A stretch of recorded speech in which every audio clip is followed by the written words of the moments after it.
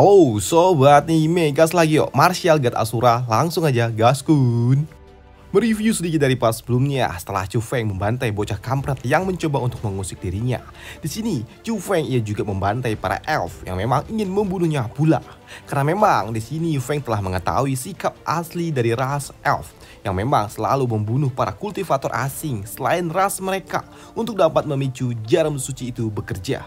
Ya, setelah membunuh para elf, di sini Feng ia pun memutuskan untuk menyamar menjadi salah satu ras elf agar penelusurannya tidak akan memiliki banyak masalah nantinya.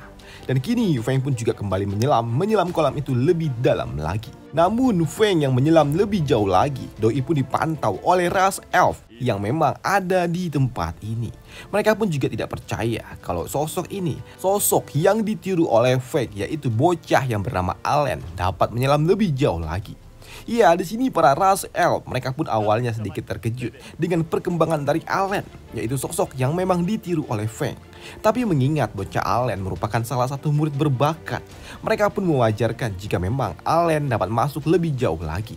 Dan untuk Feng sendiri, ia pun juga tidak begitu peduli dengan mereka semua karena memang tujuan utamanya adalah untuk dapat masuk lebih jauh lagi.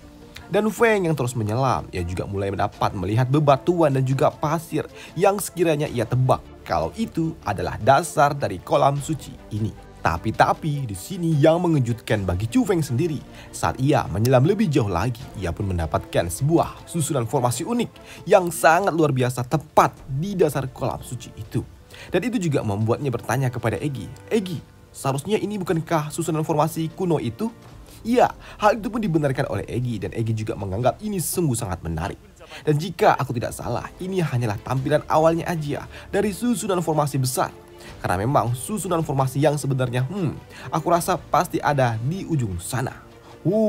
Mendengar itu membuat Feng pun bertanya, jadi apakah ini adalah susunan formasi tiruan? Ya, hal itu pun dibenarkan oleh Egi. Ini adalah susunan formasi yang memang digunakan hanya untuk melihat apakah kau memenuhi syarat apakah tidak untuk dapat memicu jarum abadi itu bercahaya. Namun sebelum Feng dapat memicu jarum kuno itu bekerja, apa yang harus kita lakukan dengan para elf itu? Tanya dari Egi. Mengingat di tempat ini ada beberapa elf. Ya, itu mah simple. Kita berada di tempat yang gelap dan juga terbuka. Kau tahu kan apa yang harus kita lakukan? Tindakan kecil. Ya, ratu ini paham, sambut dari Egi. Maka dari itu, untuk dapat melakukan aksinya, di sini Feng ia pun menyelam lebih jauh lagi dan ia juga mendapatkan ternyata di tempat ini ada salah satu ras elf yang memang sedang betapa, dan ketika ia melihat lebih detail lagi, Feng pun merasakan kalau orang itu yang ada di depannya ini merupakan bocah yang sangat kuat karena memang ia telah berada di ranah Martial King tingkat 5. Dan Egi juga menduga sepertinya orang itu memiliki skill uniknya sendiri dan tentu saja lebih kuat daripada bocah Jian yang memang sebelumnya pernah dibantai oleh Feng. Ya, karena di sini Feng pun juga tahu kekuatan milikinya tidaklah mungkin untuk dapat bertarung dengan bocah elf itu. Di sini Feng pun hanya dapat menunggu hingga bocah elf itu pergi dari tempat ini sembari melihat memantau tentang apa yang dilakukan oleh bocah elf itu. Di sini Feng pun juga merasa walaupun ras elf tidaklah sekuat saat mereka masih di masa kejayaan mereka, yaitu 10.000 tahun silam, tapi kekuatan mereka sepertinya masih setara dengan kekuatan dari 4 klan besar yang memang ada yang menguasai Holy Land ini. Pikir dari Chu Feng. Tapi untuk Egi yang ada di tempat ini, ia pun cukup bosan dan ia juga bertanya kepada Feng, Chu Feng, apa yang harus kita lakukan untuk saat ini? Tidak ada, sambut dari Feng. Maka dari itu, selagi menunggu elf itu pergi dari tempat ini, di sini Feng ia terus-terusan menangkap esensi yang memang ada di sekitaran tempat ini selama 2 hari. Tapi di hari ketiga, bocah elf itu ternyata sungguh sangat kesal. Mengapa jarum itu belum merespon juga? Ujar bocah elf itu yang memang panik, kesel, kenapa jarum itu tidak beraksi. Ya, dan untuk Feng sendiri yang mendengarnya, ia pun sadar sepertinya jarum itu tidak beraksi karena memang ada dirinya di sekitaran bocah elf itu. Kurasa itu karena dirikulah yang ada di tempat ini. Maka dari itu, jarum itu tidak beraksi, pikir dari Chu Feng. Bahkan di sini Feng pun juga tahu perbedaan level kekuatan mereka yang terlalu jauh, membuatnya pun berpikir kalau ia harus berhati-hati dalam menyusup, jangan sampai ketahuan oleh bocah itu. Namun di sini bocah elf itu yang sungguh sangat kesal dan bosan menunggu selama 3 hari 3 malam. Ia pun mulai melepaskan energinya ke arah jarum itu. Dan itu juga membuat Feng pun yang sedang menunggunya membuatnya berpikir, dan ia juga mengatakan, "Hei, apa yang dilakukan oleh elf itu?" pikir dari Chu Feng. Bahkan di sini Feng yang melihat fluktuatif energi yang dilepaskan oleh bocah elf itu, itu sungguh sangat luar biasa. Tapi apa yang dia lakukan? Pikir dari Feng. Dan untuk bocah elf itu, ternyata dia terus-terusan melepaskan serangan ke arah jarum suci. Dan ia juga bergumam-gumam, kesal, dan ia juga berujar, "Kampret, sial. Apakah kau masih belum beraksi juga setelah sekian lama? Dasar kampret. Aku akan menjadi Martial Emperor dan aku akan menghancurkan kau nantinya." Ujar bocah elf itu yang memang sungguh sangat kesal. Dan itu juga membuat Eggy dan Feng yang memantaunya hanya dapat tertawa dengan sikap bodoh dari bocah elf itu. Tapi di sini Feng pun juga berujar, seharusnya ia bukanlah orang bodoh karena dia sangatlah kuat. Namun sayangnya dugaan Feng ternyata tidak benar adanya, karena di sini elf itu ia malah berpikir, mungkin saja jarum ini telah bekerja dan mengeluarkan kekuatannya di luar sana dan aku tidak mengetahuinya. Seharusnya memang begitu, pikir dari elf hijau ini. Dan ia pun memutuskan untuk langsung pergi meninggalkan tempat ini. Dan itu juga membuat Eggy yang melihat bocah elf itu, ia pun tertawa. Tidak kau lihatkah itu Chu Feng? Bocah itu, ia sungguh sangat kuat, tapi dia bodoh. Iya, kau benar Eggy. Sambut dari Feng yang memang tidak menyangka kalau ternyata bocah itu memang bodoh. Waduh. Sedangkan di sisi lain, di kapal induk milik ras elf, di sini para tetua dari cabang selatan sudah mulai risau. Karena mereka juga tahu dengan bakat yang dimiliki oleh tuan muda itu, seharusnya hal ini tidak akan ada masalah bagi dirinya untuk dapat memicu jarum itu beraksi. Selain itu, dengan kemampuan yang dimilikinya, tuan muda seharusnya ia tidak akan mengalami kecelakaan di dalam kolam suci itu, pikir dari para tetua ini. Dan tak lama setelahnya, bocah Xian itu ia pun muncul ke permukaan. Dan kemunculan bocah Xian membuat para tetua ini pun lega karena ternyata bocah ini tidak mengalami masalah di dalam kolam suci itu. Dan untuk bocah Xian dengan sangat percaya diri, ia juga bertanya, Tuan, jarum kuda itu seharusnya telah terpicu oleh diriku, ya kan? Dan kenapa Anda tidak memberitahuku? Kau membuatku menunggu di dalam sana selama 3 hari seperti orang bodoh. Hei, mendengar hal itu membuat para tetua ini pun cukup heran. Lah, apa ini Cuk? Tuan Xian, sejak Anda memasuki kolam suci itu, kami selalu mengawasi jarum itu sepanjang waktu. Tapi jarum itu tidak beraksi Tuan, ujar para tetua ini. Hei, mendengar hal itu membuat bocah elf ini pun sungguh sangat kesal. Tuan Nan, jika benar begitu, pasti jarum yang ada di tempat ini sudah rusak. Lah, bocah ini malah menyalahkan jarumnya yang rusak. Waduh. Dan diklaim seperti itu membuat para tetua ini pun sungguh sangat terkejut. Apa? Tuan Xin, apa maksud Anda? Apakah maksudmu jarum itu rusak? Ya, aku tahu untuk dapat memicu jarum itu bercahaya hanya perlu berada di sekitaran kolam selama 8 jam. Tapi aku telah berada di dasar itu selama 3 hari dan 3 malam.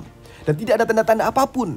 Maka dari itu aku jamin jarum yang ada di tempat ini pasti telah rusak, ujar bocah kuning itu. Ya, mendapatkan klaim seperti itu tentu saja membuat para tua ini pun heranlah bagaimana bisa ini terjadi. Tapi mengingat yang melakukan klaim itu adalah seorang bocah jenius yang berasal dari ras elf, membuat para tetua ini pun menjadi bingung, lah bagaimana ini cuy. Maka dari itu, untuk dapat mengkonfirmasi berita itu benar apakah tidak, membuat Pak Tua ini pun bertanya kembali dengan bocah itu. Tuan Xin, apakah Anda yakin kalau jarum itu telah rusak? Hal seperti ini tidak boleh dipermainkan Tuan, ujar para tetua itu. Ya, aku sungguh sangat yakin, sambut bocah elf itu.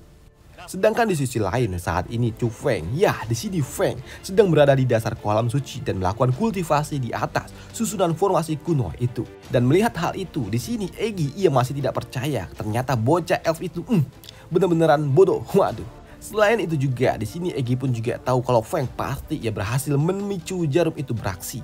Dan untuk Feng sendiri ternyata ia juga merasakan ada energi yang meluap-luap datang ke arah dirinya. Dan ia juga merasa sepertinya ia akan segera menerobos ke ranah Martial King. Dan tak lama setelahnya Feng, setelah ia melakukan kultivasi, tiba-tiba saja muncullah cahaya dari dasar kolam ke arah langit. Dan itu juga membuat orang-orang yang ada di kapal induk ini yang melihatnya, mereka pun terpukau dengan fenomena alam itu. Karena memang untuk pertama kalinya mereka dapat melihat jarum itu bercahaya tepat di depan mata mereka secara langsung. Tapi untuk ras elf sendiri, lah mereka ini mengira kalau ternyata ada delay time. Bahkan di sini bocah elf Shin ini, ia sungguh sangat yakin kalau jarum itu akhirnya bercahaya akibat ulah dirinya. Para tetua dari ras elf ini yang ada di tempat ini juga, mereka pun sungguh sangat senang karena memang sudah cukup lama tidak ada orang yang dapat memicu jarum itu bercahaya di wilayah selatan ini. Tapi ternyata kesenangan dari ras elf ini tidak berlangsung lama, karena kini tiba-tiba saja dari bawah kolam itu, dari bawah kolam suci itu, bedar muncullah petir kuning dari dasar kolam itu. Petir kuning khas milik ras manusia yang memang terlihat sungguh sangat luar biasa. Dan tentu saja hal itu membuat orang-orang dari ras manusia bersorak gembira dan bangga. Karena kini sejak ribuan tahun akhirnya ada seseorang yang dapat memicu jarum itu bercahaya kembali. Dan untuk ras elf sendiri, mereka pun sungguh sangat bingung, lah bagaimana bisa ini terjadi. Mereka pun masih sangat bingung, petir-petir ini kenapa berwarna kuning, dan bagaimana bisa ini terjadi.